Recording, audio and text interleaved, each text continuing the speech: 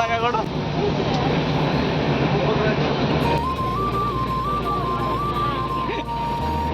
বড় দাদা।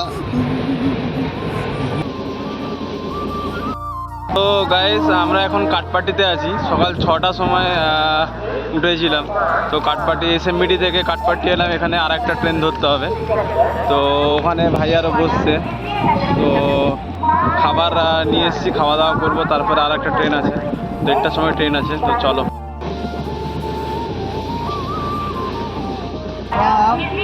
তো গাইস এখানে খাওয়া দাওয়া হচ্ছে। रहा नहीं जाता तड़प ही